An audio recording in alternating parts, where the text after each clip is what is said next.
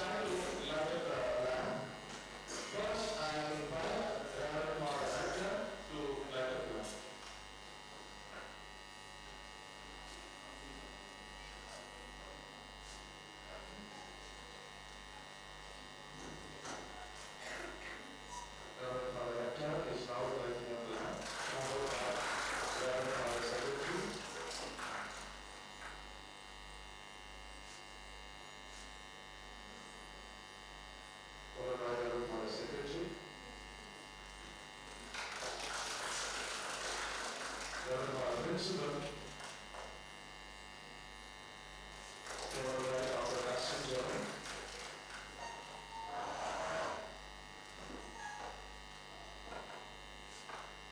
And the participant was Inauguration.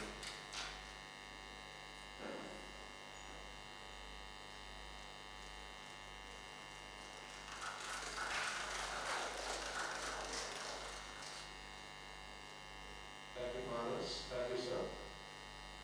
And he said, "Come, O blessed of the Lord, why do you stand outside? For I have prepared the house and a place for your guests," says Genesis chapter 24, verse 31. May I now invite Dr. B. Augustine Arrogance, coordinator of Foundation Group and organizing secretary, to welcome this august gathering.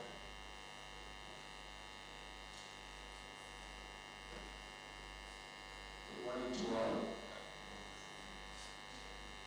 Lord for the lecturer, Lord for the secretary, Lord for the principal, vice principal, controller of examination, the faculty members of Department of Commerce, and the esteemed participants. It is truly a great pleasure to welcome you all to this 3-day national level faculty development program on innovative teaching pedagogy, modern teaching and learning, methods for teachers, and the role of research in the 21st century, organized by the PG Research Department of Commerce and sponsored by ICSSR Southern Regional Center, Hyderabad. First, I would like to extend a heartfelt welcome to a person of high intellectual caliber with a vision and vision that have guided this institution towards excellence. He is an epitome of knowledge and has served as a team actor to many universities. His leadership vision is focused on uplifting our knowledge to greater heights. We are truly privileged to have him as our rector. Please join me in welcoming Reverend Dr. M. Aurangzeb to inaugurate the 2-day national faculty program. Yes, I would like to extend a warm welcome to a person of brilliant eminence, known for his paternal hand and encouragement of both staff and students. He is the administrative of St. Joseph College, and under his able leadership, the entire machinery of the institutions runs smoothly. We are honored to have with us today the Dr. K. Amartya, our General Secretary. On behalf of the department, I welcome you further to designate the function. I am also privileged to welcome the person who embodies academic excellence, automated with a deep commitment to the academic success of our students. As the academic head of the college, his vision and guidance ensure that the academic process is run effectively and efficiently. Please join us in welcoming Dr. S. Malika, our esteemed principal.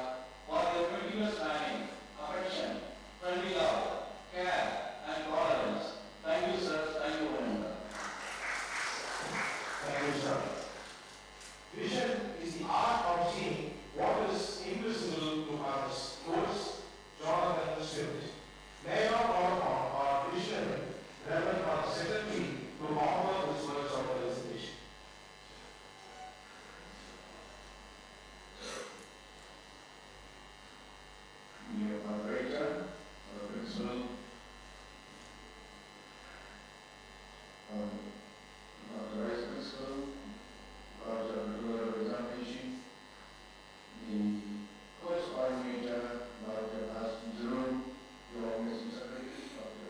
Agustin and others, and other professors, my dear friends, faculty from different parts of Tamil Nadu.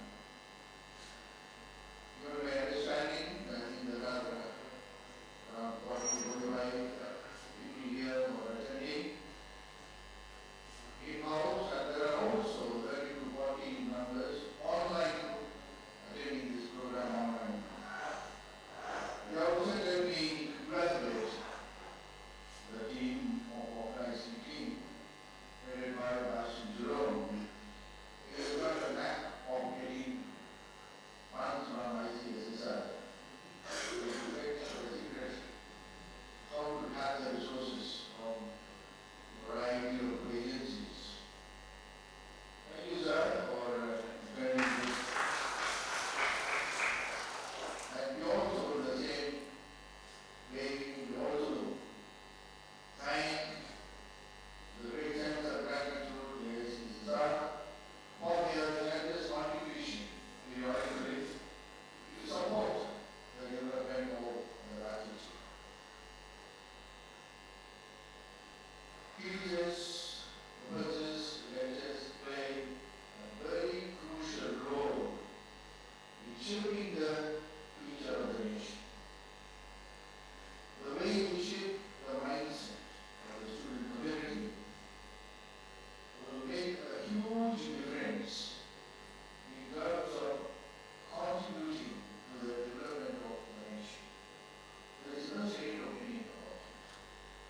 It's not my say.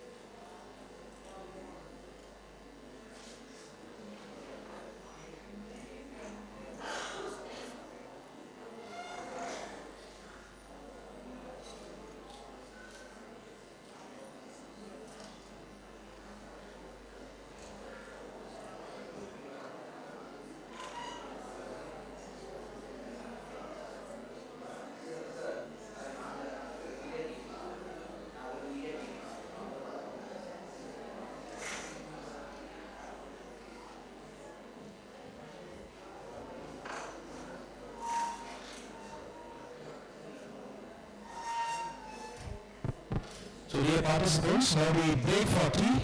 The tea is served outside, and after the tea, we will start the first session. So please, you can have tea. Please help yourself, please.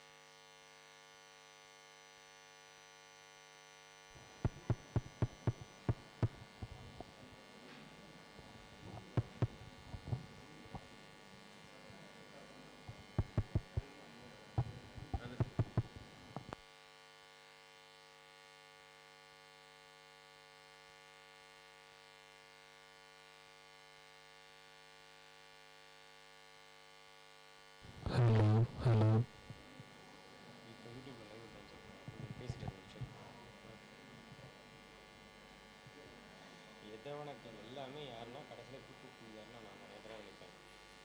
எனக்கு தெரியாது அவருக்கு எனக்கு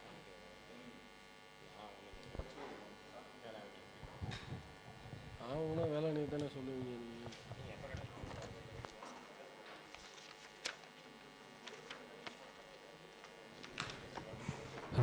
hello 1 2 3 hello. அதான் sir participants கொஞ்சம் cover பண்ணி உட்கார சொல்லிடுங்க sir. Hello.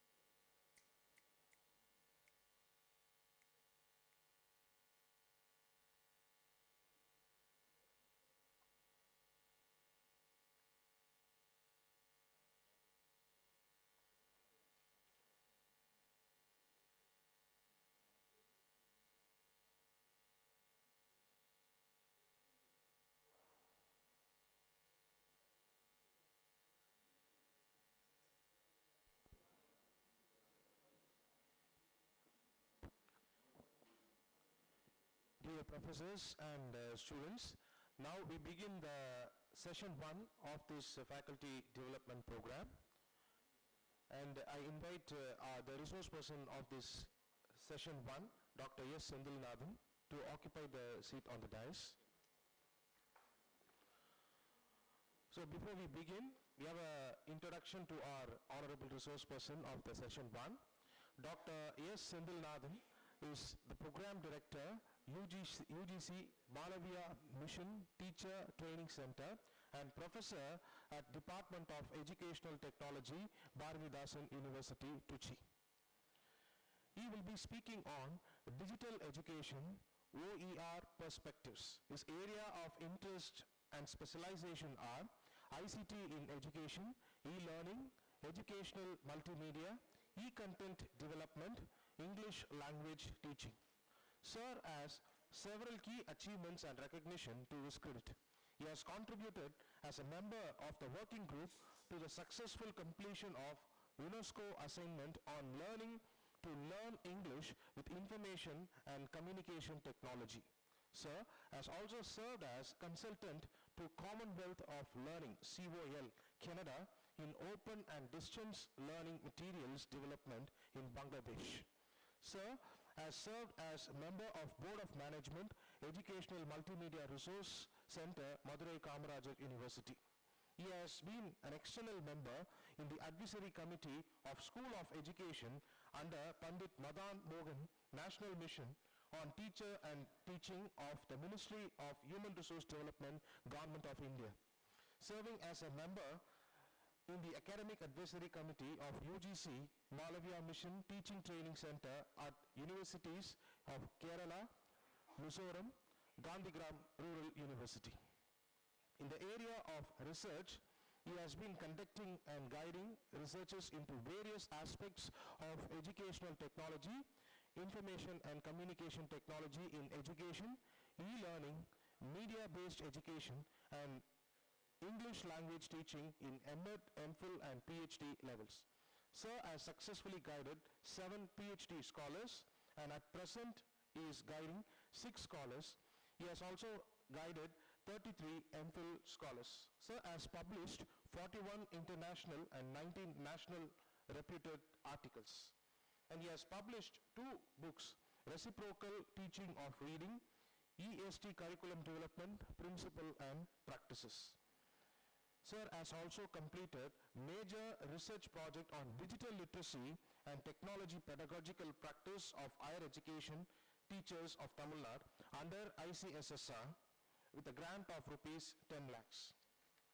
He has also featured as a deputy coordinator in 2 research programs tuning to the amount of rupees 84 lakhs. Beyond this, he has been members of various academic bodies like Board of Studies in Educational Technology, Teaching and Education at University of Calicut, and many more. With this short note of introduction, I now invite our resource person to present his deliberation on digital education OER perspective. Before we invite our resource person, it is our duty to honor him, and I invite Dr. Agustin Arokiraj to present a memento to Dr. S. Sendilnath.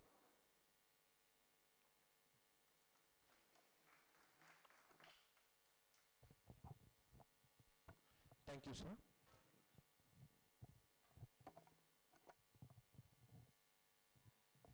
Over to the resource person.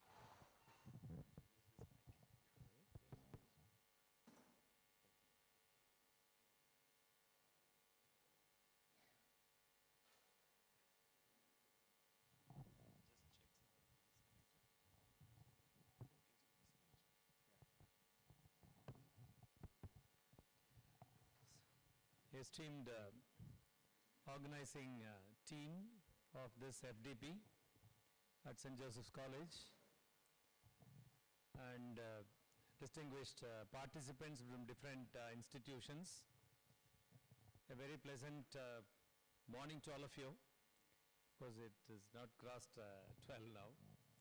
So I'm sure you all had a great start. Please. Good inaugural ceremony. And yes, please. And good tea also at 11:30, right? Fine. 11:30 tea is an integral component of the higher education system in our country. Okay. So if you are teaching in a college, you should be having a tea break at 11:30. We should not miss that. Okay. So it's indeed a good thing that St. Joseph's College has done, right? Organizing a face-to-face mode conference. It's quite some time, you know, right? That earlier days it used to be a lot of such conferences, but now the very moment someone calls over phone with regard to a program or a seminar or an FDP, immediately we ask whether it is going to be offline or online. So it's good to see an offline program going on like this. So in the given 1.5 hours time, what I intend to do here is to take you to some basic ideas on open educational models. And of course the part 2, which will be about 20 minutes from now onwards, will be more of demonstrations on certain open educational resources, open content and open media with which you will be in a position to provide world-class learning opportunities, world-class learning experiences to your students without much of great expenditure on the part of all the stakeholders. Without any expenditure on the part of you as a teacher, on the part of the learner as a teacher, as a learner, on the part of the parent, on the part of the institution, how we can think of having world-class learning experiences delivered to our boys and girls. So that is what is going to be the focus here. Okay? So I'm making my point clear. And don't worry about making notes and all. This PPT itself is an open content. It has already been copied here. You can take a copy from Dustin Jerome. And the OER portals, the open educational resource websites, which I am going to demonstrate, all already have been given here as a PDF file, a 2-page PDF file. So they can circulate it to all of you. So don't bother about, because the URLs and all, I don't think you can properly make notes about it, right? Okay. So one of our teachers used to say earlier, you just listen, let things remain here, whatever remains, and let others, let things go off, let it go off, right? Don't bother, right? So Tamil solva, right? Nebbe ukkandu kelapa, nikkirathu nikkitu poradhu povattu, right? Don't bother about it, right? Okay, so that's the thing, right? So what I intend to do here is this, right? And in fact, I picked up this 21st century as the last phrase in your focal theme. Right, and the FDP focal theme is the last phrase is 21st century. So I thought I would start from there. Okay, you know, 21 is not just a number. Some of you might easily recall that you know, the transition from 19th to 20th century compared with 20th to 21st is phenomenally different. and there are a lot of video content, lot of PDFs available which discuss the implications of this transition. Please do come. And 21, as I told you, is a big concept. 21st century is a big concept, and 21st century is now a prefix to many things now. We talk about 21st century business models, we talk about 21st century banking practices, we talk about 21st century educational models, we talk about 21st century entertainment platforms, we talk about 21st century medical practices like that. You know, it is getting a prefix. Because, you know, when we claim that it is 21st century models, people think that it is something very innovative, very latest ones, right? Okay. So we will discuss, right, you know, certain aspects of, in fact, that is a separate talk of about 1.5 hours plus, 21st century models and pedagogical shifts between 20th century, 21st century, which I am not going deep into, because my focus is on OER and open educational systems in this session. So these are the terms with which we interpret this 21st century. I think they are self-explanatory. You can easily understand. Why is it called a computer era, or why is it called a computer age? As you can easily say, it's all computers everywhere, right? If there are about some 50 people here, each one of you is sitting with an Android phone on the table in front of you, okay? Each one of you means that you are sitting with a computer.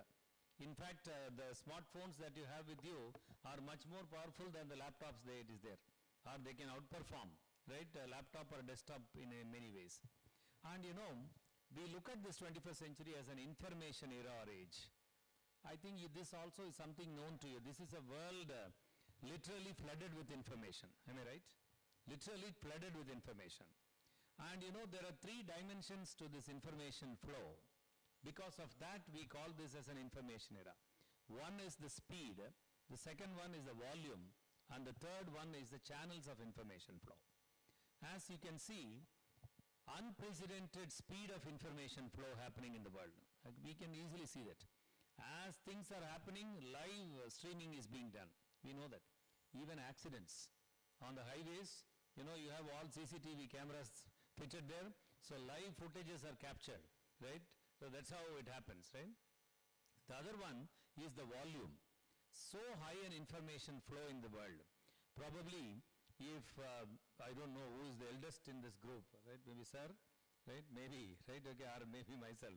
Very early days, right? We used to have All India Radio for the news, right? I don't know how many of you can recall that. There used to be one news bulletin at around 7 o'clock in the morning.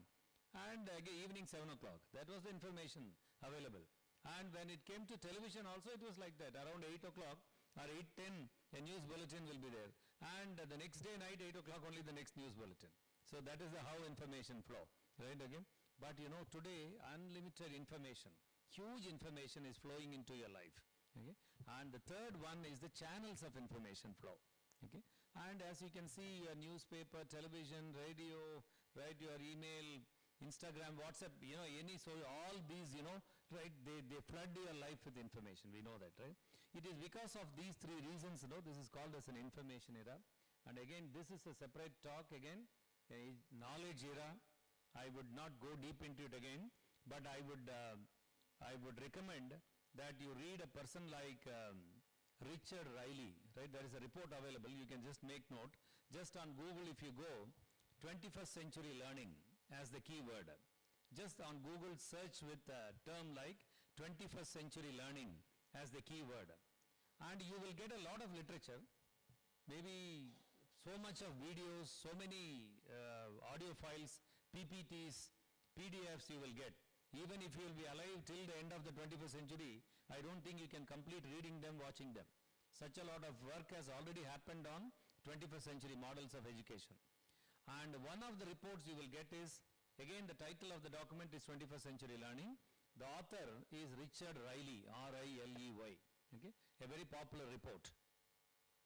They will talk about, it's a team actually, they will talk elaborately about what is knowledge era, and what is knowledge in the knowledge era, and what is knowledge era education should do, okay, and the dynamics of knowledge change that are happening, and what you and I, right, the teachers, the knowledge creators and knowledge disseminators, what we are supposed to do and how we are supposed to do. A lot of information, a lot of discussion, very meaningful discussion. I request all of you to read. Why I request you to read this document is because you are all teachers in the 21st century here. You are all teachers of the knowledge era, and you will end your teaching career before the knowledge era ends. Okay? That is why I appeal to all of you, you read such document. In addition to all your economics, commerce, finance and other core subject books, reading of these books, will make you understand some of the undercurrents of change that are happening in the field in which we work. That's why I request you to go. So it's also called the digital era. What is so digital? As you can see the pictures, right here, it's all binary. Madam says binary, right? We will go with the layman's terms. It's all about zeros and ones. See, in this tool, this is 1 taking me to the next slide, and this is 0 taking me to the previous slide. That's all, right? So that is the way communication happens between all these digital devices. Your mobile phone, swiping towards green will accept a call, and swiping towards red will reject a call. It's 1 and 0, that's all. Okay? And that's basically idea. And basically I am a teacher of English, so I may not simply accept this number theory behind the idea of digital. Okay? Because the word digital takes its origin from a Greek root. Okay? The Greek word digital, right, digitus rather, D-I-G-I-T-U-S, it means fingertips.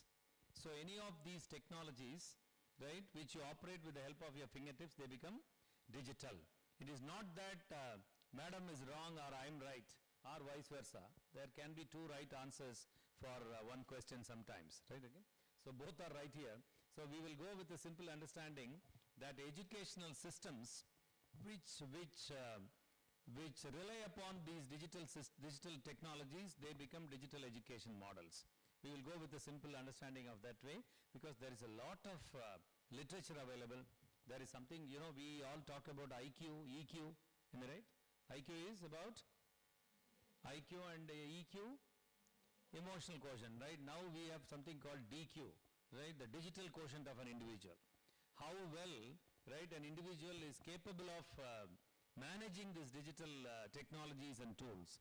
And in the recent past you might have come across, there is a lot of increased importance being given to cyber security and your personal data, right, digital arrest. Okay? There is a lot of, I think whenever you make a call to a BSNL number, right, an automated voice tells you, you don't accept a call or don't pick up a video call if they claim that it is from a judge or from an inquiry agency like CBI or anything like that. There is nothing that's happening like that. That is where digital literacy, right, and digital quotient of the individuals they become. These are all gaining a lot of momentum, right? Okay? And I was quoting earlier. I know it's a 1.5 hour plus talk, so I'm just trying to expose you to certain important documents which can throw more light on these aspects where I can spend less time, right? So this is another good report, though it is a 12, 13-year-old document, but there is a lot of discussion about the educational practices that are happening in the post-pandemic environment here. Almost all of you should have been teaching in the pre-pandemic models also. And during the pandemic, during the lockdown also, you were all teaching. And now, in the post-pandemic system also, you teach. So easily you can bring about a comparison as to what was happening, right, during the earlier periods and what is happening, and how, technologies have started implicating what we do in our class and how we do that in our class, right, okay? So that's it. And I request you to read, right, a report like this, where, they talk about the power of the small e, the power of the small e, in leading to an education system which is technology enabled. TEL is a concept, T-E-L, all caps. T-E-L is a concept, technology enabled learning. How technology enables learning? As much as technology enabled all of us to do online banking or withdrawal of money on ATM, that much it does to education also. Probably, right, earlier, about 20, 25 years back, after 2 o'clock or after 2 o'clock in the afternoon, nobody was able to withdraw money, because 10 to 2 banking was the system. Am I right? Earlier, very, some of you might not have seen that at all. Very early days, 10 to 2 only banks will open, and you have to go to the counter and across the counter there will be a token system, and you'll have to give the token and withdraw money. However big you are, after 2 o'clock there was no way you can withdraw money. But now, right, what I was unable to do, now I am able to do. That is withdrawing my money anytime, anywhere. Okay? And what has enabled me? Certain technologies. Okay? Certain information and communication. Have you ever seen an ATM's top, right? On the top, that on the terrace, what is there on the ATM room? Have you tried that? When you climb some 10 or 15 floors, some other buildings, you just try to see some neighboring ATM centers. You will be surprised to know that, some dish antenna like three things will be there. You have your Sun DTH or Airtel DTH at home. Similar to that, or a smaller one compared with that, three such dish antennas you will see. They are called very short aperture technologies, VSAT technologies. Okay? And these three enable you to withdraw your money anytime, anywhere, generate a statement anytime, okay, transfer funds right from anywhere, anytime, So what you were unable to do, now you are able to do. That is what is enabling process. Okay? And engagement. I don't think there is anybody who will mistake that engagement. Okay? For long back it's over, and some of us are really struggling hard out of it, right? Okay? So what engagement I talk about here is keeping the human minds and emotions engaged. And technology enabled learning can have higher levels of engagement with the student minds and emotions, with multimedia content, with video, audio combinations, right, and other things, right? Okay? And empowerment, we call these information and communication technologies as tools of empowerment, because they are capable of empowering all learners across the globe on equal footing, on equal footing. In fact, literally there is no difference between a student sitting in IIM Bombay or IIM Ahmedabad, right, or any other B school student sitting there. Absolutely no difference today, right? You can give the same IIM experience to any student doing in a BCom program or an MCom program. There is no difference at all here, right? We'll just explore how it can happen with the help of certain OER portals, right? Okay, so that is the way. And I'll be happy if you can read this as quickly as possible, right? Just a quick reading.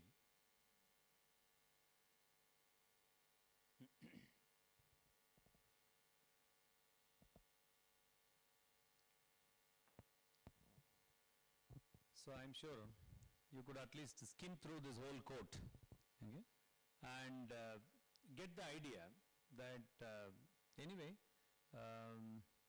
before we go to the discussion on the content, any idea why I asked you to read this slide yourself? Any idea why I asked you to read? Not because I wanted to take a break, okay, in the flow, right? Any idea why it is? Yes, sir. Earlier it was there. That is related to the content. All of you make PowerPoint presentations, am I right? Okay, so your online classes, seminars, presentations, everywhere. But I would tell you that there are a couple of things you should always keep in your mind while making PowerPoint presentations. Exemption, because it's a quote. It's a quote. I have no right to edit it as I like. Okay? Otherwise, the ideas have to be presented only in the form of some points, and they have to be presented with the help of some bullets, only like this. Bullets, icons, symbols, arrows, images, all are fine, but never a paragraph like this. After all, this is Microsoft PowerPoint presentation. It is not Power Paragraph presentation, am I right? Okay? It is PowerPoint only, so it has to be points only. And another dimension of this rule is, I don't know how many of you did it, but I have done it when I was a scholar. We used to go for some presentations. We will carry some 15 slides, each with 2 short paragraphs. We will run the slide and start reading the slide one after the other, including the thank you slide. We will read and get out of the podium. Okay? We funnily call that as PPT sing along syndrome. Okay? It's a very bad syndrome that affects academic presentations. Okay? While making academic presentations, you should not have such things, and reading from the slide is again very bad behavior. Okay? We should not be doing. Okay, coming to the business here. So this is the starting point. This is the way chalk and talk model started. Okay? When did it start? 13, right, okay. So now it is 210 years gone, okay. And I have a question for you to reflect. I don't expect an answer here. Some reflection during your lunchtime, you can do that. How is it that you and I'm including myself, you and I, the teachers, remain happy, remain complacent, and remain comfortable with a 210-year-old professional tool in our work? Okay? What is our justification to remain stuck with a tool that came into our profession 210 years back? See, I don't argue the other way, like blackboards are not so good and removing all the blackboards and installing whiteboards will take care of all learning. Nothing of that sort. Nothing bad about blackboard. I know blackboard is a very good tool, provided the teachers know how to exploit the full potential of this tool in the class. Okay? But the question again is, will we accept if this practice is done in the field of medicine and surgery? If a surgeon does it, conducting surgeries with 50-year-old tools, will we choose that hospital? What is our parameter of evaluating a hospital today? Oh, you want to get treated, right? That hospital is good, yeah. Why? Because the latest equipments they have. They may be on the higher side, sir, 1 lakh, maybe 2 lakhs plus it will be the bill. But don't bother, it's your life, you cannot take a risk, right? So go to that hospital which has the latest equipments, am I right? But are we entitled to take risk with our students' lives, right? Practicing our education systems with 210-year-old tool. Again, my point is nothing bad about the blackboard, but the point that I want to drive home is this is time for us to think of newer tools, right, in the context of a new educational system, right? That's it, right? Okay, that is what I would like to highlight. All what is available today, all these things and much more than this. Okay, all these technologies, tools, gadgets, platforms, media into education now. Okay, all these things. Okay, and maybe a couple of things I will highlight here, right? And other things, some of the things you know already, but you may not know that you know that. Okay, hope I'm making my point clear. You already know that, but you may not, because of the technicalities of certain things, you may not realize that you are into it. For example, so when I look at this, I will talk elaborately. MOOCs and OER in the due course. When I mention something like cloud-based education, cloud technologies, if you ask any of your colleague in education, in your computer science or IT department, can you just tell me something about cloud technologies and all? You should never do that, because they will create a big fear in your mind. Because they will tell you cloud is a big technology and there are a lot of things working by and that and all this. But all of you are with your Gmail account, am I right? Your Gmail account is essentially a Google account, and when you make use of your Gmail, Google Docs, Drive, Slides, Meet, Forms, you are using cloud. Okay? When you conduct a Google Meet session with your students, you are actually practicing cloud-based education, right? So let us have a very, very simple layman's approach to technology, right? So that is what I would always say, right? Okay? So that is what I say. We know cloud-based education, but we may not know that this is cloud-based, right? That's a simple thing, right? Okay? And when we talk about 3.0, 4.0, these are all, again, I would always say, if you know the difference between Web 3, Web 4 and all, it is good, otherwise it is very good. Okay? Tamil solum illingala, therinja nalladhu, theriyatti romba nalladhu, right? Okay? That's it. In fact, you never realized that you were moving from one generation of computing to another generation. Without your knowledge, you moved. That is a reality. Do you update your WhatsApp? Okay? Sometimes the alert will come. Within 3 days, you have to update your WhatsApp. Otherwise, you will not get the service of WhatsApp. Oh my God, how to live without WhatsApp, yeah? Right? Not possible, no? What is there? There is no way that we can lead a day's life without WhatsApp. So, without bothering about any other thing, we update. Actually, we are moving from one mobile computing platform or one level to the next level. Sometimes you were going to YouTube, watch a video, and the alert would have said, there are some plugins missing, right? Install or upgrade, only then you can watch the video. You just install, upgrade and watch the video, that's all. Because you were bent upon watching that video at that time. You never bothered that, you never realized that you are moving from one generation of video sharing to next generation video sharing, that's all. Right, okay? So let us go with a simple understanding that we will move to the next levels, right? and mobile applications, AI, VR, AR tools, I request all of you, just immediately after my session, you can just go to your own mobile phone. Just on Google, you give capital A, capital I, number 4, then ALL small, AI for all. Okay? It is a capital AI, number 4, okay? Then ALL, small ALL. Okay? AI for all. See, there is a ministry called MITI, Ministry of Information and Electronics and Technology. They are running a course, an AI course. There are about 9 videos will be there. And don't worry, you can take about one 10-minute video today. After 2 months, you can watch another 10 minutes. After 2 months, you can watch another 10 minutes. By the time you complete all the 9 videos, Government of India's certificate also will come to you, right, with your name and other things, right? And that will introduce you to what is AI, why AI, and what AI will do in the industry sector, in the agriculture sector, in the medical sector, transportation sector, in the education side, what it will do, right?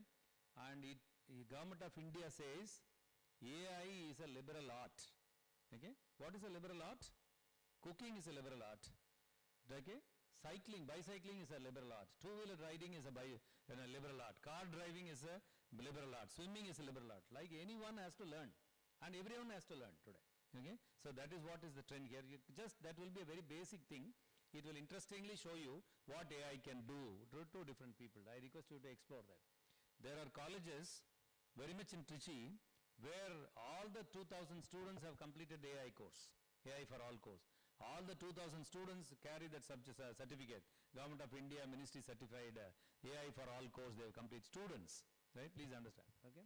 Then, ultimately, when we integrate AI, VR and AR, artificial intelligence, virtual reality and augmented reality, right? Ultimately, what a learner will get is an intelligent learning environment. That's all. In a learning environment where artificial intelligence will play a key role in what? In providing the learner with the specific learning experiences that they will easily learn with. Okay? That's all, very simple. See, just a comparison, in a classroom-based face-to-face mode education, what we practice, I am not blaming any teacher here, it is a system. What we practice here is one-size-fits-all model. There is a model called one-size-fits-all model of education. That is what we practice here. How many students you have in your class on an average in Christ College? Around 60 students in her final year BCom students. Maybe, may I know your name, ma? Right? Allegra goes to a final year BCom class there. She is there with 60 students for a 1-hour session on some important paper, taxation law or something like that. Okay? And she handles a class for all the 60 students and all the 6, look at it from a student perspective. We talk a lot about student-centric patterns. We talk a lot about learner-centric models. Okay? And you look at it from the learner's point of view, Allegra delivers a lesson and all the 60 people get the same lesson, same example, same exercise and same problem. And are all the 60 people the same? No. Right? Each one is different. Each one is uniquely different. Okay? And as a teacher with 60 students, Allegra cannot individualize the learning experiences. I am not blaming the teacher here, it is the system here. But in an intelligent learning environment, if 60 people are there, final year BCom, and the class is on taxation law, every student will get a different lesson, different example, different exercise and a different problem to solve. And this difference will be directly proportional to the individual differences. Individual differences in terms of their previous levels of knowledge, in terms of their learning capacity, in terms of their learning styles, and in terms of their learning preferences. Maybe there will be a son of a lawyer, okay, who might have a lot of experience at home reading about taxation law books. Okay, so for him, he will be a fast track learner and the lessons will be delivered in a different way and it will take him to next levels of learning. There is another student who is lacking fundamental ideas of law, right? For him the different lessons will be there. So this is not one size fits all model. This is every learner having a different learning pathway. Okay? So one Student A travels in a different learning pathway, student B takes a different learning pathway, and student C goes in a different pathway of learning. And these pathways of learning will be dynamic. Okay? You know what is dynamic here? The learning pathways will adjust. If a lawyer's son learns taxation law fast, it will take him to next levels, more application oriented, more analysis, more judgment oriented problems. And if a farmer's son is lagging behind, and it will give him, right, some exercises to refresh, right, something basic from the ideas of law, and then take him to next levels. So every learner will have a different learning pathway. Now the question will be, okay sir, if artificial intelligence will take care of learning like this, what we will do with our natural intelligence here? Okay, that is the question, right? Again, so student 1 wants a different learning pathway, student 2 wants a different learning pathway, student 3 wants a different learning pathway. Who will create these learning pathways? Who will create? Who will create? You will do that, right? So teachers of the 21st century will do that. So that is why always we say technologies are not going to replace human teachers, but technologies will change what the teachers will do. The transformative roles that technology will play is that teachers will do different type of work with different technologies and tools. Okay, so that is the thing here. In fact, when there are 60 students, Aligra's job will become tougher here. It is not that she goes and delivers one lesson for all the 60. She has to design, right, 60 different learning pathways, at least 30 different learning pathways, where sometimes 2 students will travel the same level. Okay, right? So that is what is happening. See, there is a concept you will also has to go through, learning by design. There is a concept called learning by design. Sometime about a year ago, one of the e-learning companies from Hyderabad, they were continuously in touch with me with regard to some consultancy work. And you know, I was not prepared to do that for a variety of reasons. And out of interest, I just asked that lady who was calling me repeatedly. I asked her, what are you, Mother? She said, sir, I am a learning designer here. Oh, like a fashion designer, you are a learning designer there. Then I asked, what's your qualification? And what do you do there? She said, sir, I am an MSc chemistry with a B.Ed. My job is that of writing lessons here. We have 200 schools in Karnataka as our clients. So I write lesson plans. And there are technical team, animator is there, videographer is there, audio engineer is there, and graphic designer is there. They create lessons. And my job is to ensure that learning happens in the right way, right, through these lessons. That's all. So that is the type of work that, you know, we will be required to do, right? Yesterday UGC has come out with the new regulations. You have seen that? The draft regulations, right? 2025 draft regulations. Yesterday evening the Honorable Minister for Education launched. If you go through that, they are doing away with this API model. This API scores they are doing away. But what they say is that assessment of the teacher's performance will be holistic. And they have listed out certain areas of assessment, and one is what innovation, right? I am very happy that this is themed as innovative pedagogies, right? So what innovation teachers do inside the class in terms of digital, they've exactly used digital education, that term. What do you do with regard to that? What do you do with regard to your content creation, content curation? In fact, my focus not going to be on content generation. It is going to be more on content curation. You know, there is a job called content curators. Teachers have to, because there is already a lot of content that has been generated. Okay? And our job today is to go explore, find out, categorize, and cull out those resources which will lead to meaningful learning for our students. That is what will be our job. That is what I will focus on the next part also. Right? Okay? So ultimately, till 1:30 I can go. Am I right? Am I right, sir? Okay.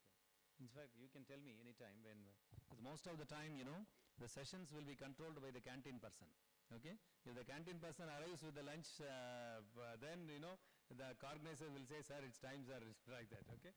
If it is getting delayed, they will say, sir, continue with more time. Right? Okay. So so ultimately, you know, what we have today, in fact, there is an informal expression called digigaji also, T-I-G-I-G-O-G-Y. Right? You may know pedagogy. Okay? There is an informal expression like digigaji also. But I will not go with it because that's not a very standard English. But most of the media platforms, they use such catchy words. Right? Okay? So what is all about this digital age pedagogy? There are 4 dimensions, I think.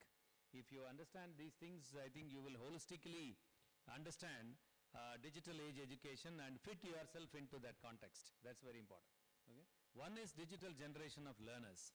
I think I would spend 1 more minute or 2 more minutes on that little later. The digital learning environments. Right now you see the session is being live captured, and some people are attending through Zoom also. Right? Any idea where are the participants from? The online participants? Some Karnataka, Andhra and all. You see? So myself, yourself, and those participants, you know, we are all separated by huge distances. But in spite of the huge distances, we are all connected on a network. Okay? We are all connected on an environment. There is an environment created between this institution and the people sitting there in some other places, right? Okay? The digital learning environments. And when it comes to media for education, we use a hybrid expression like edutainment media. Why? Because different entertainment media platforms are now integrated into teaching learning today. Let it be television or video or graphics or multimedia, animation or gaming platforms, all these are into education now. Okay? So we use an expression like edutainment. And of course there is always a question mark here. The question mark is because of several reports. Several reports argue this way, that you know, the digital education systems are not picking up very fast because of some reluctance on the part of the teachers. Right? So maybe some teachers have a kind of a fear, right? You know, some teachers are a little reluctant to use technologies for a variety of reasons, right? Okay, that's it, right? Okay. Maybe the comfort zones within which they have been working. You know, the comfort zone of a teacher is chalk and talk model. Am I right? Okay, but you know, we cannot continue in that model of chalk and talk hereafter. It cannot happen. It's not going to be there. Okay, and I would, as I told you, on the digital generation of learners, I thought I would direct you to a person by name Mark Prensky. Mark Prensky is a very celebrated writer. He's a great thinker, an educational technologist, a thought leader. Right? His articles, you know, are very, very popular. He's a living author. MarkPrensky.com. There is a website. You can read his literature. You can watch the videos. Okay. And the first article, very, very, very, very controversial article when it was published. Digital natives, digital immigrants. A very interesting theory he brought in. Basically an economic theory. What he brought, the idea brought in by him was simple one. Any country in its developmental stages, when a country is expanding, when a country is developing, it will go through several stages. Okay? One of the stages will be somewhere about 7 to 10 year period, which is called an electronic boom period. An electronic boom period. You know what happens in an electronic boom period? The cost of the electronic gadgets will come down, and common men and women will buy a lot of electronic gadgets and use them liberally both at office and home. Okay? Maybe in a country like India, it would have been roughly 80, 81, 82 to 87, 88, 89. Some roughly that would have been the period. Roughly. Even within India it would be different, because what technologies came to Delhi and Bombay in 1982, probably for Trichy and Madurai it would have been 88, 89. It would have been. Right? Okay, that's it. Right? Maybe there was a time when in a village of about 100 houses, one house will have a television set. Okay? You know, you might recall the Dynera and all, you know, with a shutter. Anybody has seen that? A Dynera television with a shutter and all. Okay, almost a room will be allocated for that room, for that keeping the television itself. Okay, that's how it used to be, right? Okay, and that was the thing. And you know, that's not important here. What Prensky says is, any child who takes birth in the country after the electronic boom, they take birth in a digital world and they grow in a digital world. So much so, over a period of about 13, 14, 15 years, the so-called teenage, when they come, they become what is called DKs, digital kids. Okay? That's what Prensky says. Okay? And you know, their life gets deeply immersed in a digital media culture. Okay? So that's what Prensky says. Okay? Very interesting thing. You can read about it. And another good article, Backup Education. Is our education system taking people forward or backward? Forward or backward? Forward, we think. But you read Prensky, he will prove that our education system, whether it is African or American, it's all backward only. Okay? You know, a history teacher goes and talks about all the wars, all the battles, all the kings and queens were lived and gone. Am I right? Sir, that is the job of a history teacher, sir. What else he can do? Right, that's all. So what does a physics or a chemistry teacher does? He or she also goes to the class and talks about all the chemical compounds identified by the chemists of the past. Right? You don't talk about any chemistry that will come in the industry after 3 years when these people will be working there. Okay? So it is not future proof. It is not forward. Right? That's all. And another one, the role of technology in teaching in the classroom. And further, right, in fact, in addition to all your finance, economics, commerce, right, business books, subjects, right, this I put as must reads, because if you are teaching in this digital era, if you are a teacher of the 21st century, if you want to make yourself relevant to the context, I think reading of this literature will help you. So it is a question of relevance. Are we making ourselves relevant to the student community for whom we are sent? Are we making ourselves relevant to the context in which we are placed? Right, that is a question. And if you ask me how to make ourselves relevant, very easy to say, right? Maybe in a single sentence I can say, what is to be relevant to the student community? How it is to be relevant to the context in which you are placed? It's very simple. If your students cannot learn the way you teach, then teach them the way they will learn. Use the tools they will be comfortable with. This is all about relevance. Okay, but it's a little tough to practice, right? Okay, so this is what is all about student centric, right? We'll say, and look at this, understanding the first generation digital natives.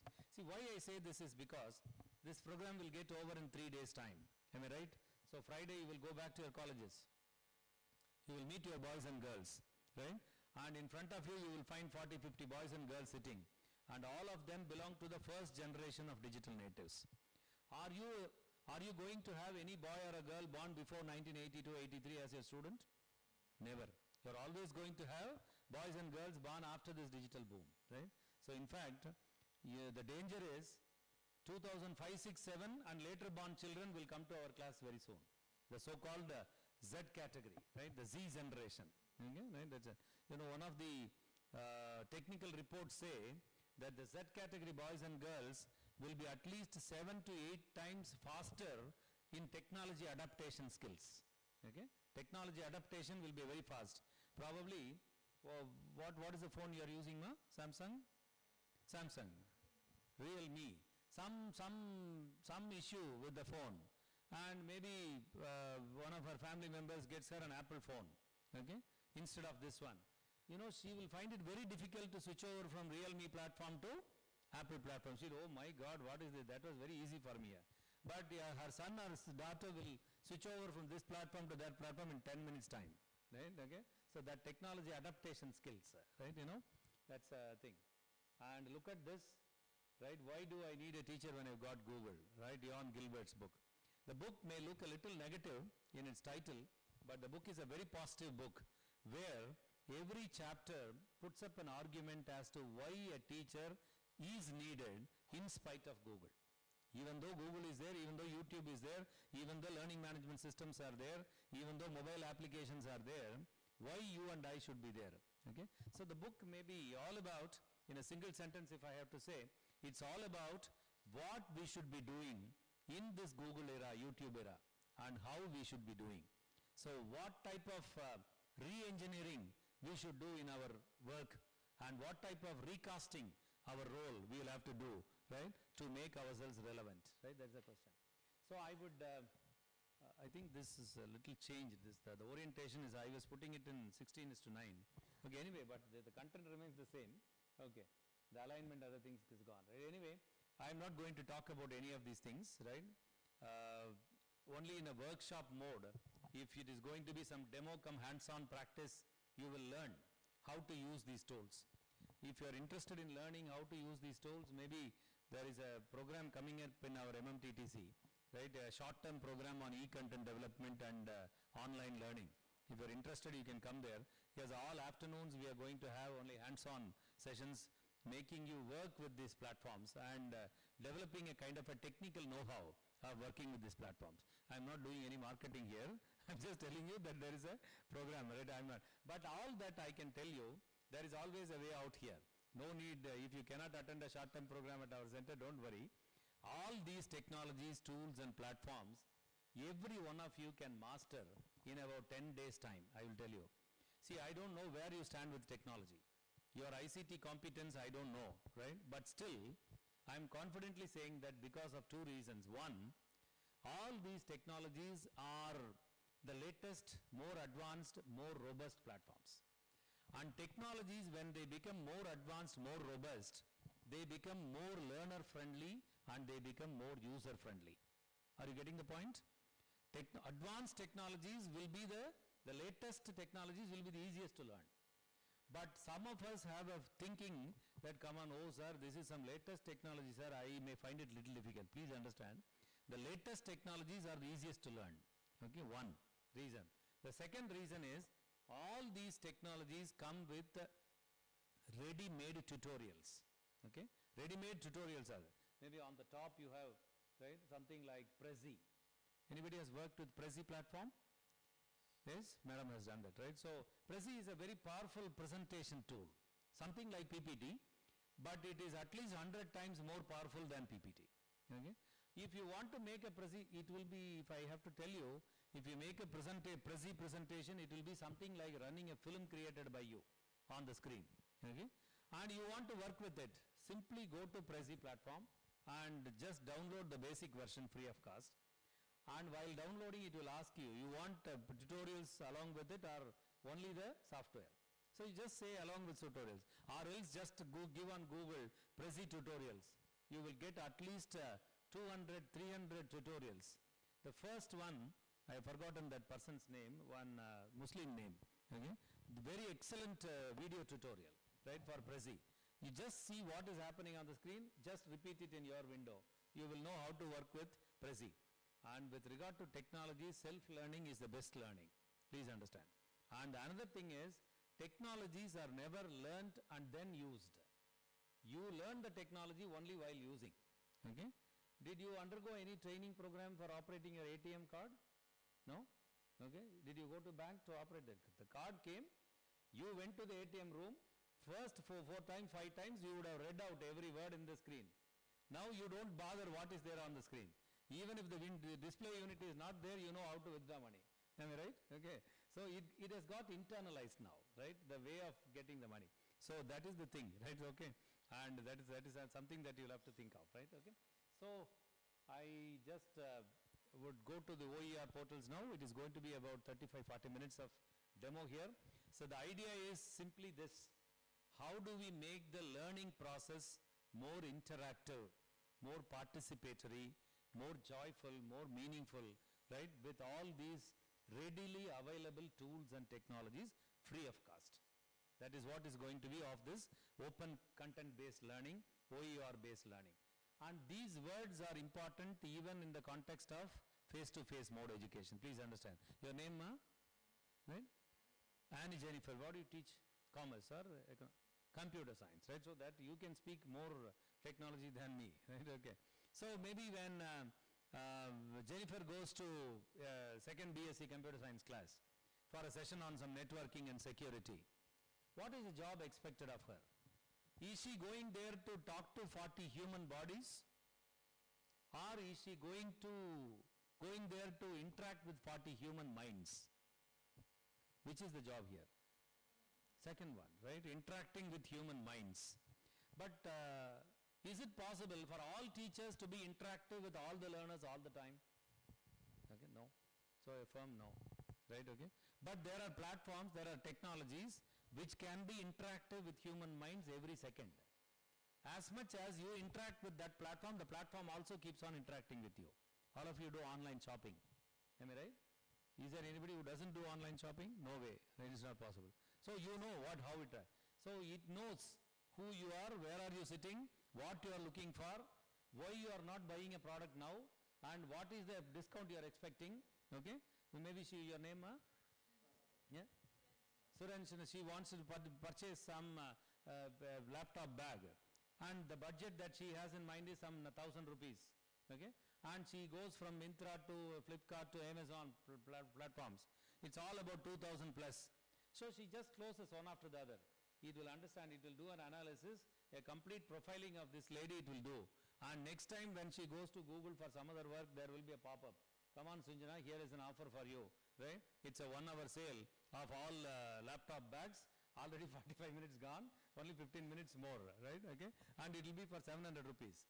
Now her budget is 1,000 rupees, okay?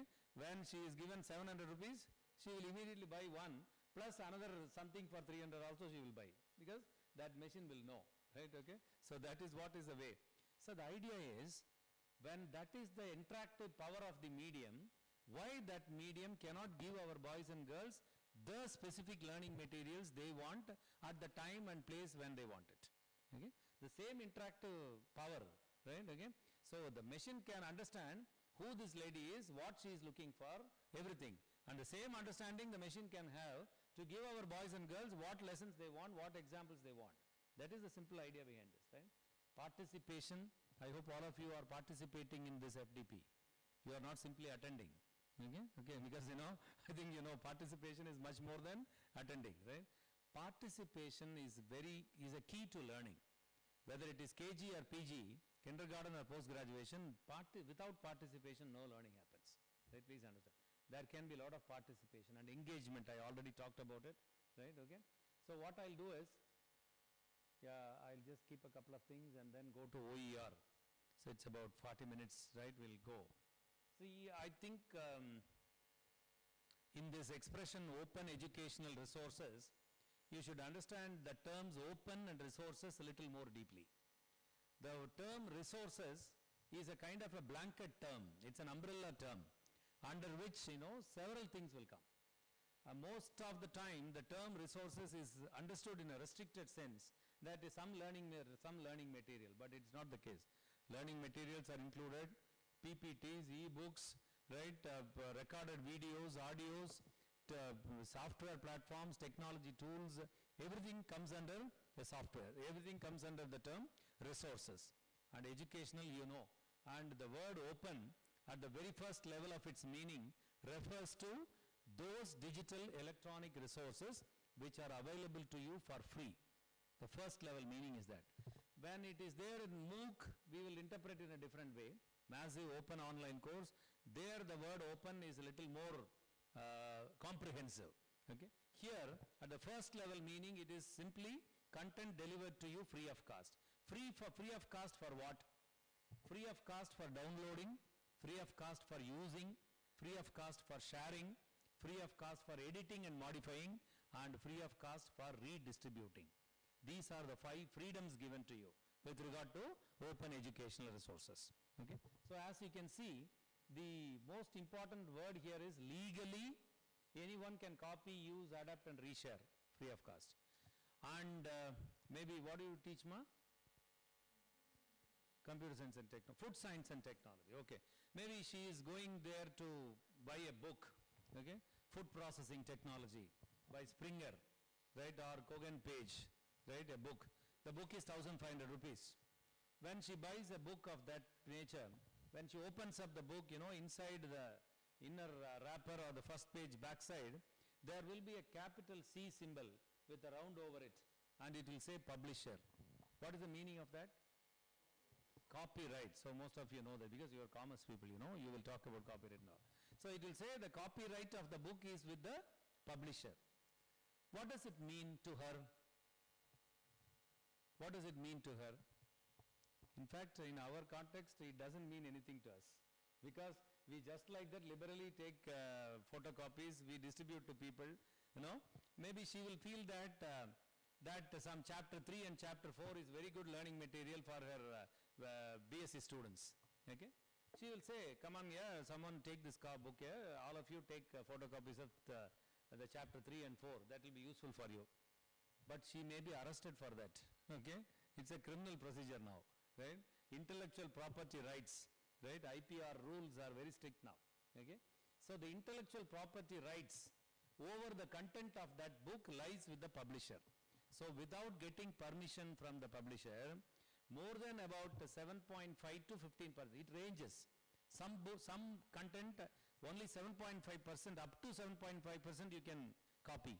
Some up to 15%, right? That IPR rule will tell, okay? The registration that will tell. Now sometimes you will see some old song, right? The music will be taken by some advertising company in their advertisement. You will see that.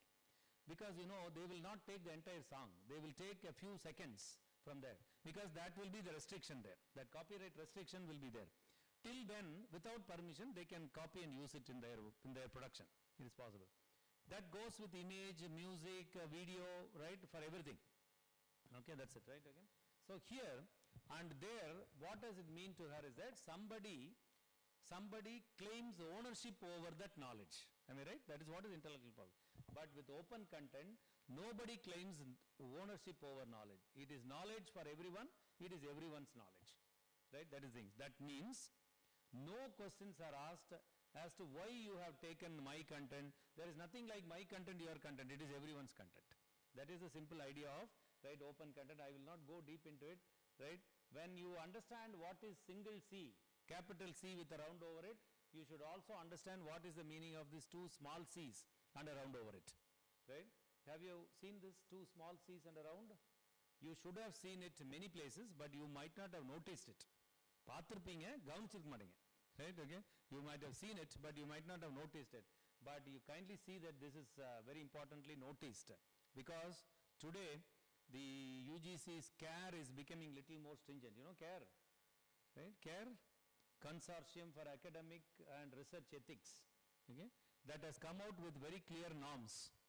Whether you teach in this college or that college, it doesn't matter. If you are under UGC's purview, CARE also controls you. And you cannot simply take things for granted here. And especially when it becomes a research literature, just downloading some papers and other things, you know, from Elsevier, from Springer publication, somewhere that symbols, you will have to understand the meaning of that. And if you are not going to understand the difference, you are going to be really caught. Maybe you can take a screenshot of this, and I think this is self-explanatory. So what is CC by SA, CC by ND, and which one you can copy, liberal and use, which one you have to attribute, that without citation you cannot use it, right? But there are content where you can, without any citation, you can use it. You can claim it as yours. You can copy from somewhere and claim that as yours. Nobody will ask you any question. But somewhere it will ask you, some attribution is required, and something which you can commercially also use, right? Okay. Imagine you are producing an e-module, right, with some images and some video content, right? And you are selling that video content to an e-learning company, and you are getting some money out of it, right? Which you can commercially use, and which you can modify and adapt, all these things. I think the color codes and the tick marks, you know, that will tell you. Okay, so now what I'll do is take you to the slides. I'll show you the PDF also here. And the very idea of open content is the philosophy of, any idea who are these people? Who are these people, any idea? But I think their service we are using almost on a daily basis. Almost on a daily basis, their product and service we are using. They are the founders of something, right? You can explore that and find out. But if you understand their philosophy, you can easily guess, I think. Right? Their philosophy is giving access to all the people to all the knowledge in the world. Why knowledge should be restricted, right? That's the thing. Somebody says Wikipedia, right? Okay, they are the founders of Wikipedia, and their names, their countries, you can find on Wikipedia itself. Okay, so that's it, right? Okay, so their philosophy was something like this, right? Simple idea. Okay, so what I'll do is, so these are the different types of OER, starting from ebooks to search engines and meta search engines, right? How many of you are in the habit of using meta search engines? Of course, computer science people will teach meta tagging and all. Meta search engines. Any idea what a meta search engine is? Because an advanced learner like you, we are all learners, am I right? We are all learners, but we are advanced learners, not like our UG students, right? Advanced learners, our student can search on Google, but you also search on Google means both of you will get the same result. In no way you can differentiate your content from that of your student's content. So your student's content will be through Google, and you can go to some meta search engines like Dogpile or Mama, right, such platforms. Actually, they are search engines of search engines. Okay? To put it simply, for instance, Jennifer is searching for something like neural networks, artificial neural networks in Google. And she is giving the same keyword in dogpile or mama. They are meta search engines. You know what mama will do? Mama will assign the job of searching to several search engines. Okay? Google will do only the search on its own. But mama will give the job of searching through several search engines. And several search engines will do the work and submit the report to mama, and mama will give the report. So which one will be better? So that's you can easily understand. Okay, sir. So what I'll do here onwards is to the demo, and don't worry about making notes here. The list comes to you.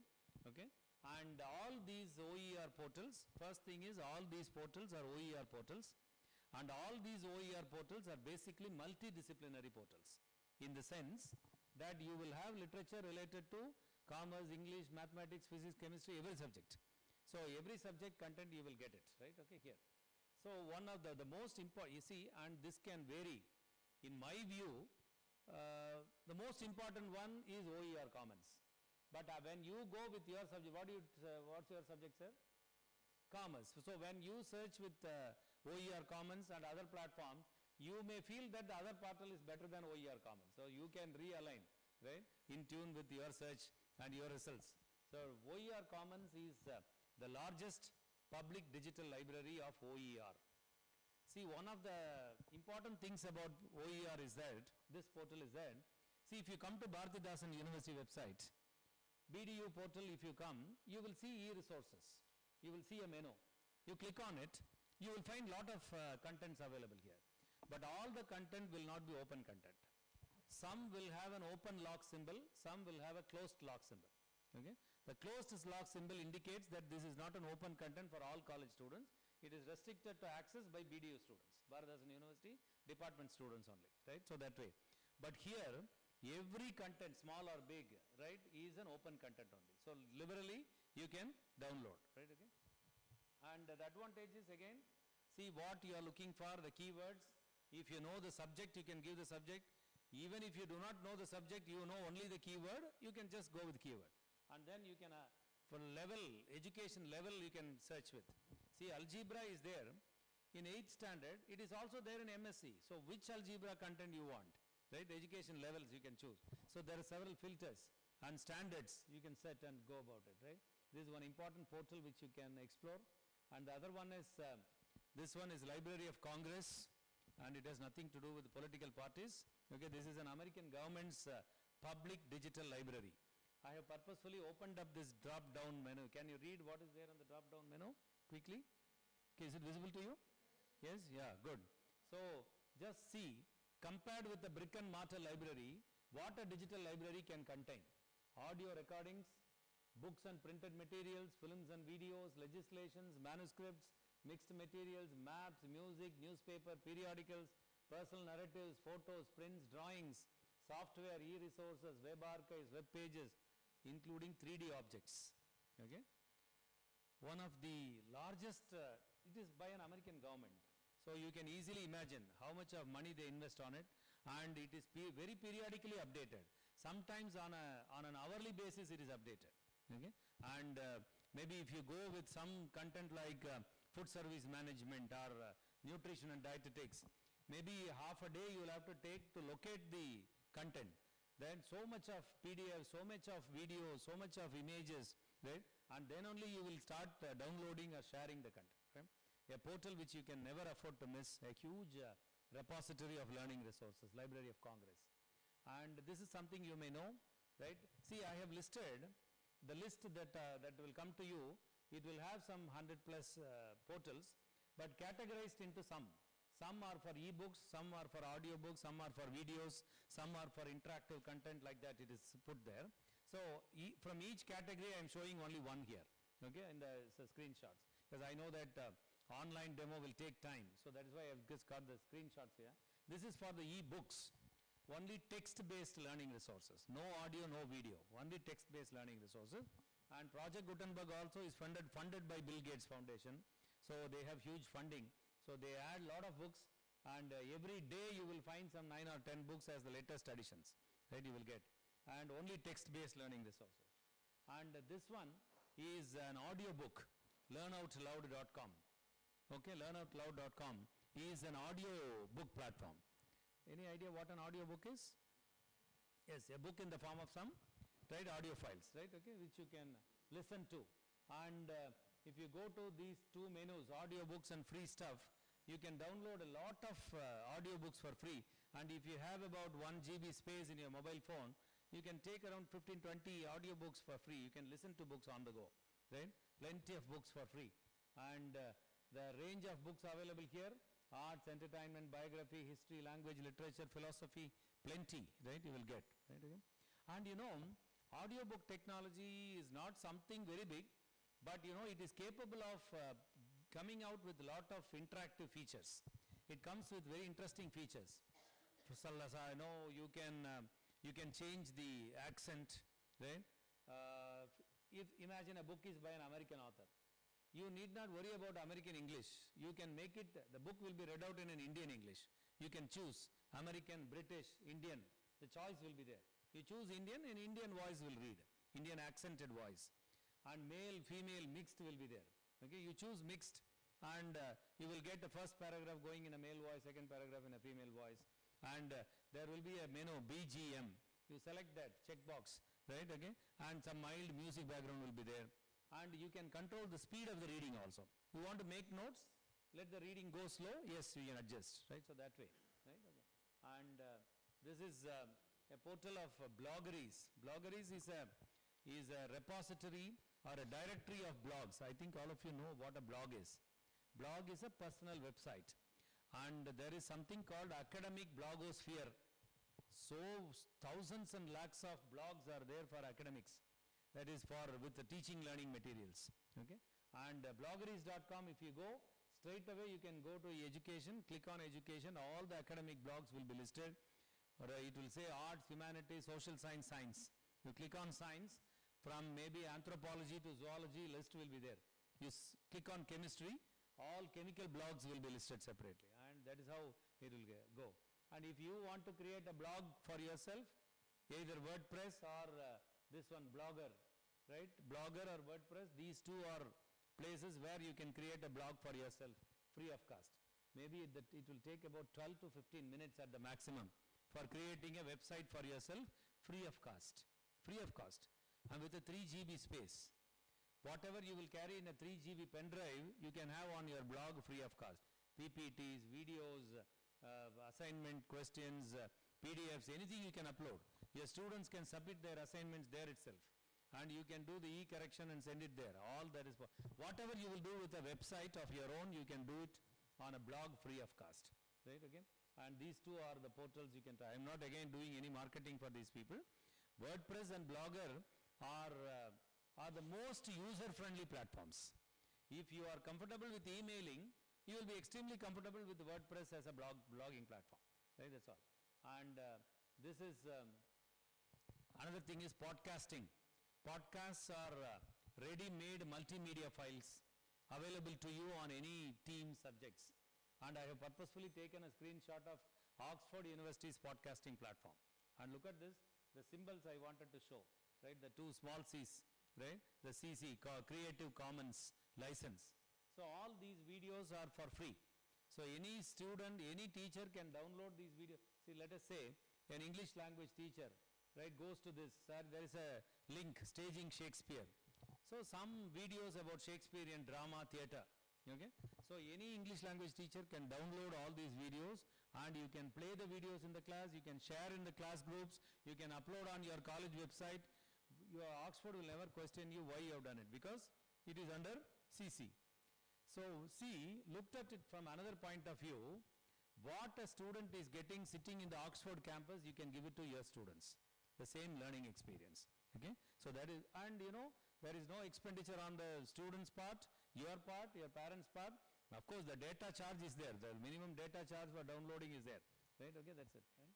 So when such Oxford, see again there is now no comparison like, sir, what Oxford people do or can't I do that? No question like that. But when an Oxford experience can be given to your students, why we should not do? Because we are always there. Our content can be given to them anytime. Right? Okay? And this is Wiki, as I told you already. Wiki, most of the people stop with Wikipedia, but Wikimedia is there, Wiktionaries are there, Wiki Maps, Wiki Music, right? And Wiki Books, right? See the slogan here, open books for an open world. So the world is an open world, so the books also should be opened up to all the people. So there is no need to keep them closed, right? That's the idea here. And this is Khan Academy. I don't know whether you know Khan Academy or not, but if you have school-going children at home or neighborhood, they know Khan Academy. I know that because most of the CBSE textbooks, you know, they connect the video lessons on Khan Academy or another video platform, Diksha. There is a platform called Diksha. So maybe if you go to a textbook of CBSE, right, if the lesson goes here, maybe on the right bottom, you will find a QR code. And if they scan the QR code, it will take them to a video platform, either Khan Academy or Diksha, where the students will experience, right? That is what is important. So maybe if it is a printed textbook, from here to here, there is a description of photosynthesis. Here the students will read and understand photosynthesis. But when they scan the QR code, they will experience photosynthesis on the screen. Okay? So that is the difference here. I hope you understand.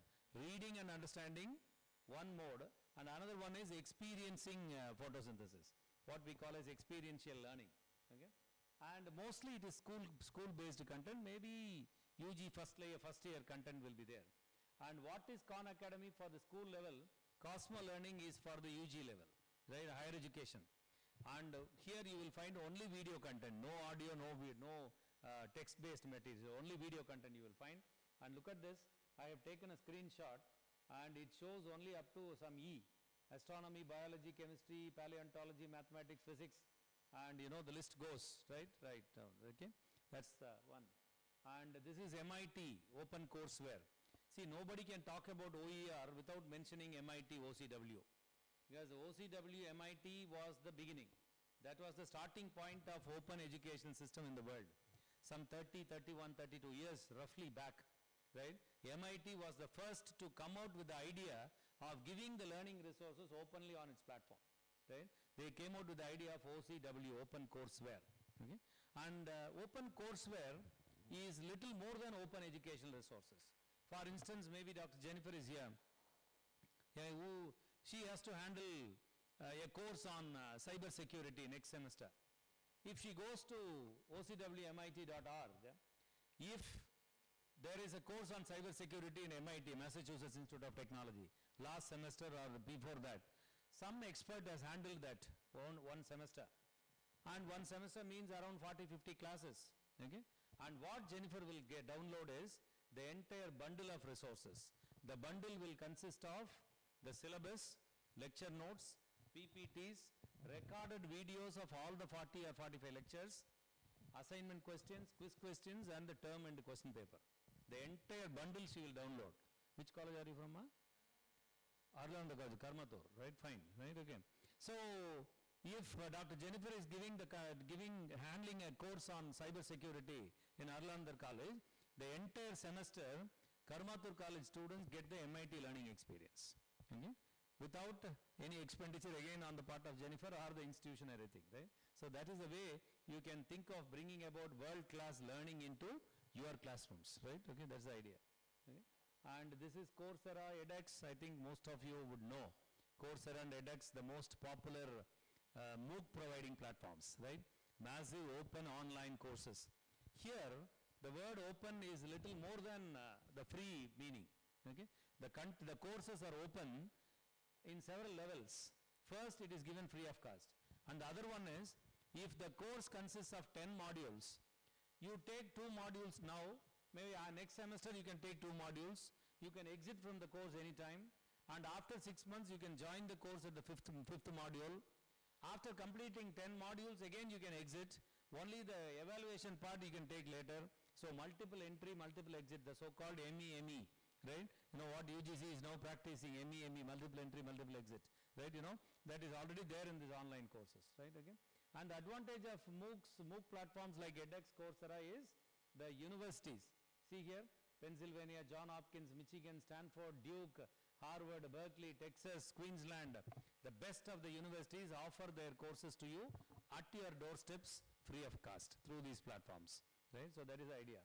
And this is an indigenously developed MOOC platform for Indian students by Indian teachers, I think we know.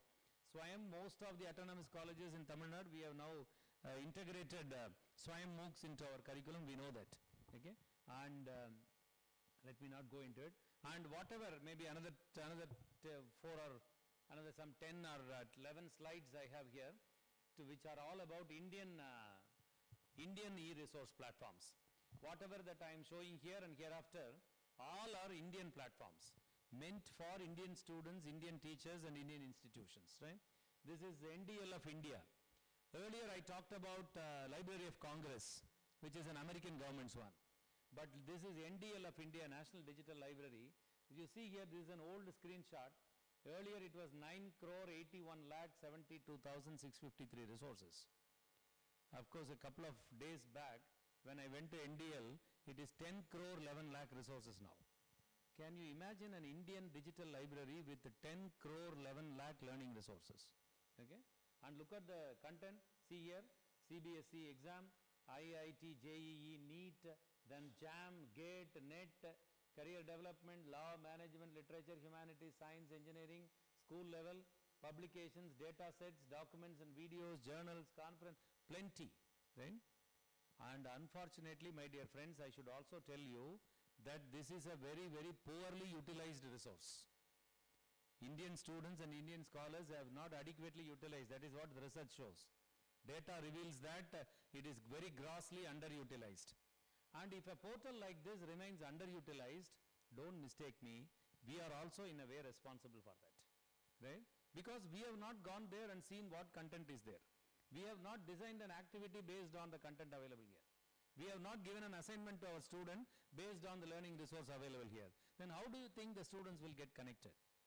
See, today in the context of 21st century learning, the job of a teacher is to connect the student with the learning resources, right? So that is what we should do. That is what we should guide our boys and girls into, right? Okay. So kindly go there and see what content is there, explore, right? See. And this is, you can look at this One India, One Digital platform, right?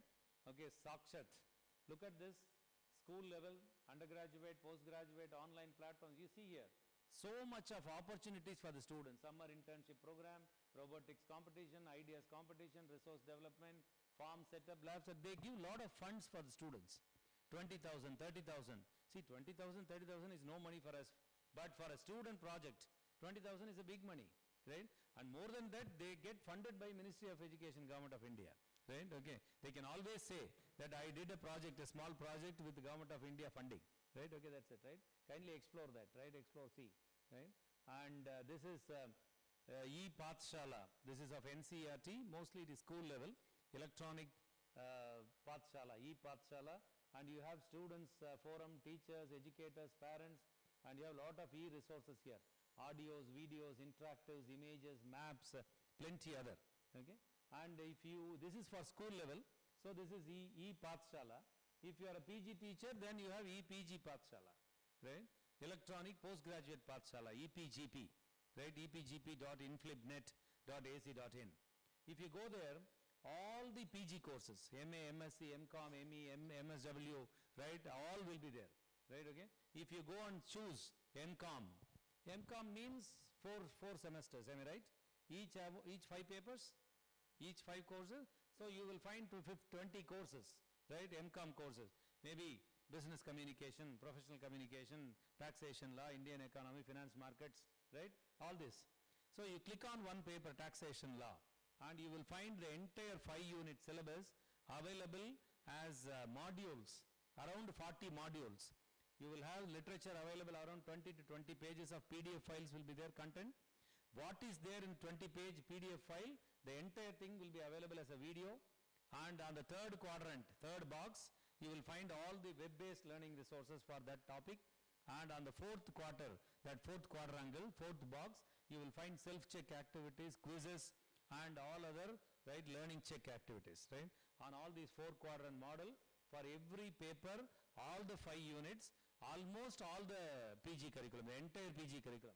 Maybe some advanced course, some specialized courses like fashion technology, right? Maybe content may be less, but for common courses, MA Economics, MCom, MA English, right? MSW, Sociology, Physics, Chemistry, Botany, Zoology, you have the entire 5-unit syllabus of every course, right, available for as a content here, right? Okay, EPGP. Then this is for UG level, UGC CEC, Consortium for Educational Communication. UGC CEC is the largest inter-university center providing the highest number of MOOCs on SWAYAM portal, right? They have several hours of academic videos here, and all the UG level non-science and technology courses. All non-science, engineering and technology UG courses you will find on UGC CEC, Consortium for Educational Communication. And all the engineering, science, technology courses you will find here on NPTEL. Right, NPTEL.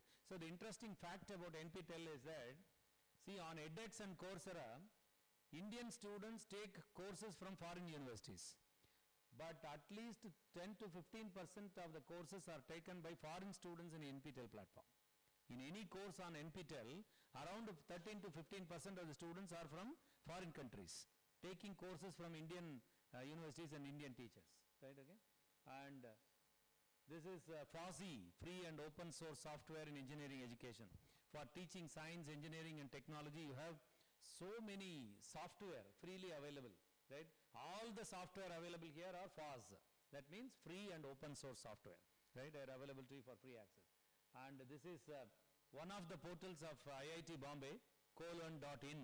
Again, I am taking you to another mastery learning example. See here, there is a menu here, courses on view.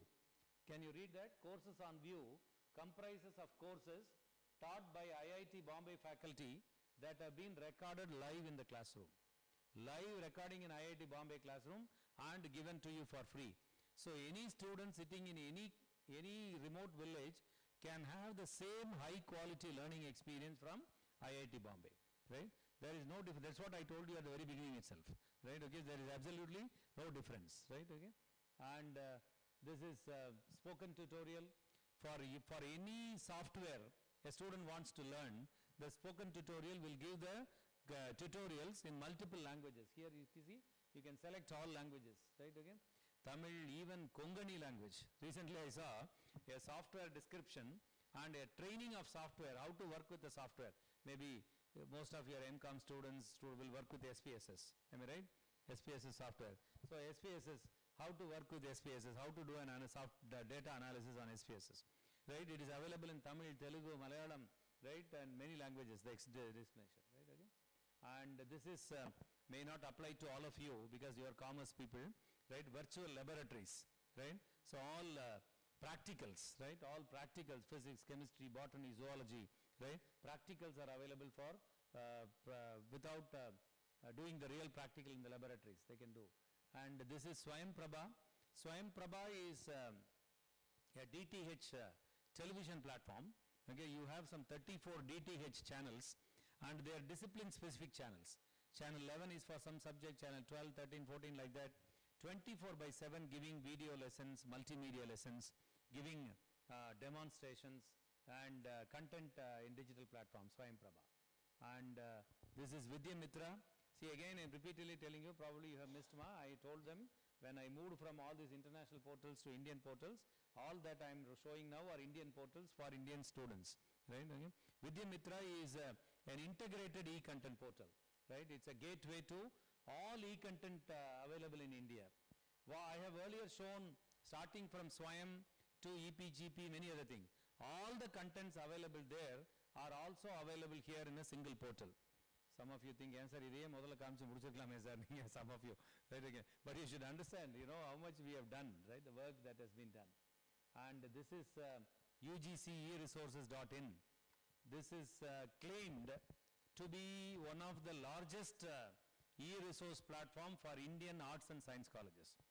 Often we find the UGC chairman and officials saying that this is going to be a portal which will be the largest e-resource portal for arts and science colleges in India, UGCEresources.in, okay?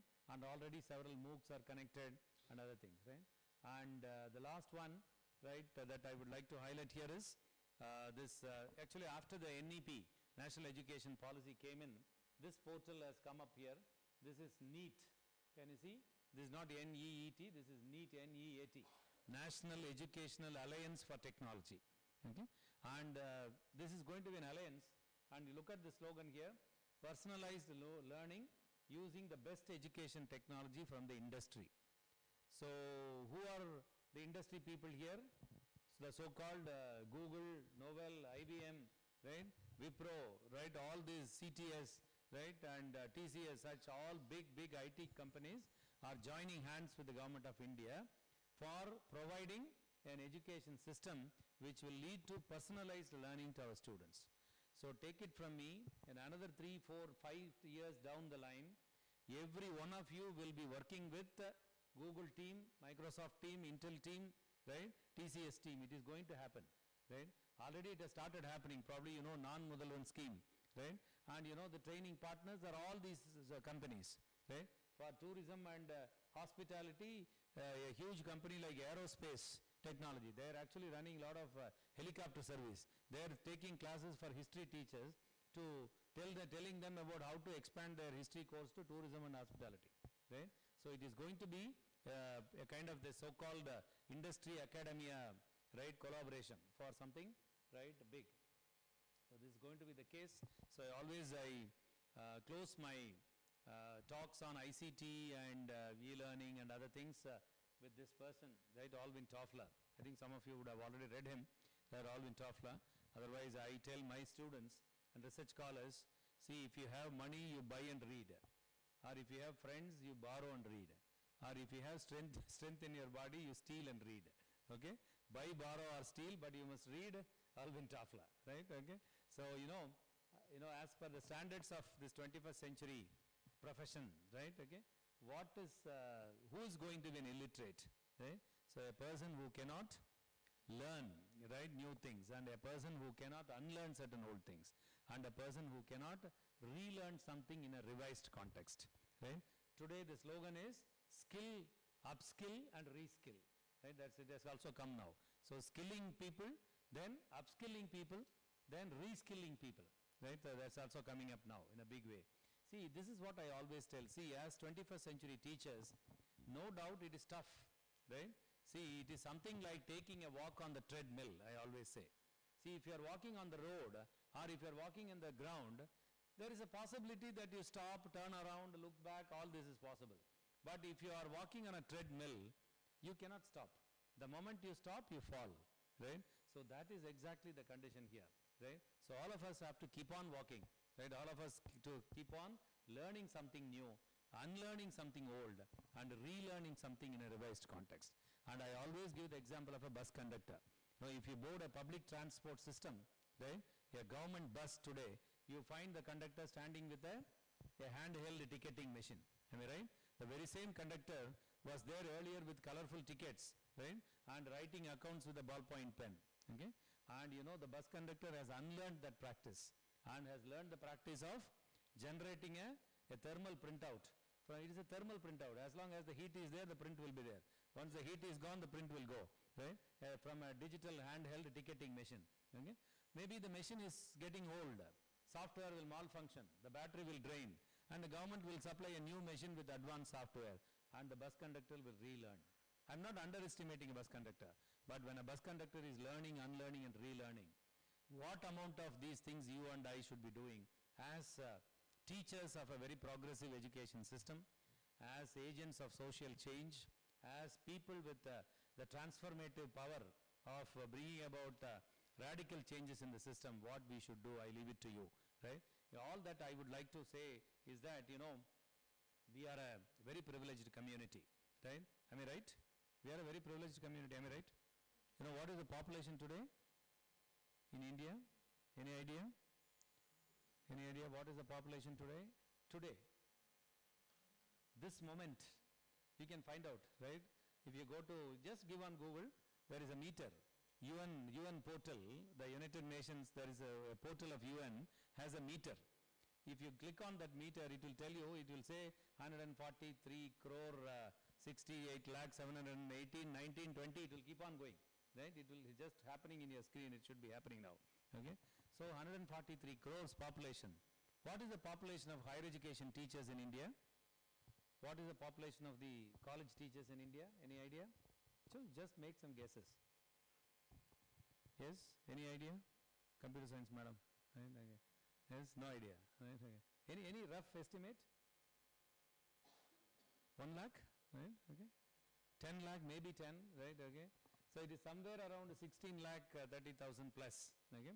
But see the number, 143 crore population, and you know 16 lakh only is the population of the college teachers. So we belong to that privileged 16 lakh people, okay? So when we are very proud of the privilege that we are enjoying, I think we should also take on the responsibility on our shoulders, right? Okay. So that is what I appeal to all of you, right? So all that I would like to tell you is very simple, right? Let us radically look at what we have been doing, and let us think of the progressive ways in which we can realign ourselves, right? And all that I will tell you is that very simple. Learn to use today's tools for today's jobs. That's all. Some of the tools I have shown you here, some of the content platforms I have shown here, because there is a proverbial statement in American business. If you do today's jobs with yesterday's tools, you may be out of business tomorrow. Okay? So these are the tools of the day, and we'll have to learn how to do today's jobs with today's tools. So there I close, my dear friends. I think if you have any questions, clarifications with regard to any of the things I have spoken, you're most welcome. Otherwise, as I promised to you, this PPT has already been copied here, and the PDF also has been downloaded and placed in the desktop here, so the organizers can share it with you, the whole platforms you can explore, right? And maybe we can dispense with the vote of thanks, sir. It's already 1:35, right? The best way to thank me is to do something with these portals and platforms today evening itself, right? So thank you all, right? Okay.